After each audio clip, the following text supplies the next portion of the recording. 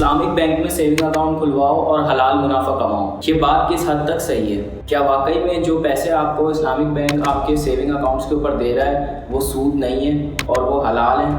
کیونکہ دیکھا جائے تو دونوں بینکس آپ کو آپ کے سیونگ اکاؤنٹس کے اوپر پیسے دیتے ہیں، کنونشنل بینک بھی اور اسلامک بینک بھی، بلکہ اسلامک بینک تو آپ کو تھوڑا کم ہی پروفٹ دیتا ہے as compare to conventional bank, کیونکہ اسلامک بینک یہاں پہ یہ کلیم کرتا ہے کہ وہ اسلامی اصولوں کے مطابق آپ کے پیسوں سے کاروبار کرتے ہیں اور پھر اس سے جو پروفٹ آتا ہے اسی میں سے آپ کو پروفٹ دیتے ہیں۔ لیکن کیا یہ واقعی میں اسلامی اصولوں کو فالو کرتے ہیں؟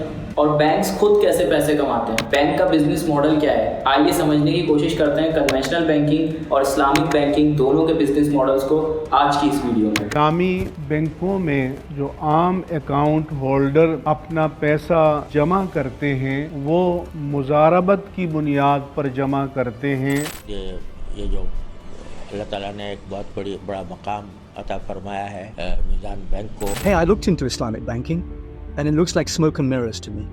It's like you took everything from conventional banking, you crossed out the word interest and you wrote down the word profit.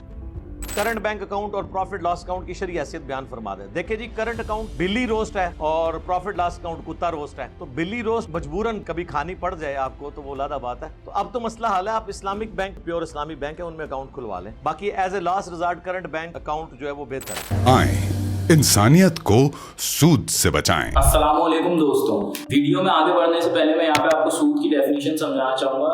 Basically سود ہے کیا؟ اس کو آسانی سے اس طریقے سے سمجھ لیجئے کہ آپ کسی کو پیسے دے کے ان پیسوں کے اوپر کرایہ نہیں لے سکتے۔ مثال کے طور پہ آپ کسی کو 5 لاکھ روپے دے کر اس سے ہر مہینے اس 5 لاکھ پہ 5,000 روپے نہیں لے سکتے، یا آپ کسی پرسنٹیج کی فارم میں فکس کر لیں کہ بھائی 5 لاکھ روپے مجھ سے لیے تو تم مجھے اس کا 10% دو یا 20% دو ہر مہینے، یہ بھی نہیں ہو سکتا۔ اگر آپ ایسا کرتے ہیں تو یہ سود ہوگا اور یہ اسلام میں حرام ہے۔ اب بینکس یہاں پہ کیا کرتے ہیں، وہ آپ کو سیونگ اکاؤنٹس کھول کر دیتے ہیں کہ ہمارے پاس پیسے رکھواؤ، اور پھر ان سیونگ اکاؤنٹس پہ وہ آپ کو پروفٹ بھی دیتے ہیں۔ لیکن ذرا سوچ کر دیکھو کہ بینکس یہاں پر کرتے کیا ہیں۔ ایسا تو ہوتا نہیں ہے کہ بینک آپ کے پیسوں کو ایک بڑے سے لاکر میں رکھ دیتا ہے اور پھر چابی نکال کے اپنے پاس رکھیے اور آپ کے پیسے سیو ہیں۔ اصل میں بینکس آپ کے پیسوں کا یوز کرتے ہیں لوگوں کو لون دینے کے لیے، اور اس لون پہ جو وہ انٹرسٹ ریٹ چارج کرتے ہیں اس سے بینک کی کمائی ہوتی ہے۔ اس کو ایک ایگزامپل سے سمجھو، یہ ایک بینک ہے اور اس میں ایک ہی ڈپازیٹر ہیں اور وہ ہے آپ۔ اب آپ نے بینک میں 100 روپے جمع کرا ہے اور بینک نے آپ کو 4% کا انٹرسٹ ریٹ دیا۔ اب یہی 100 روپے بینک ایک دوسرے آدمی کو لون پر دے دے گا۔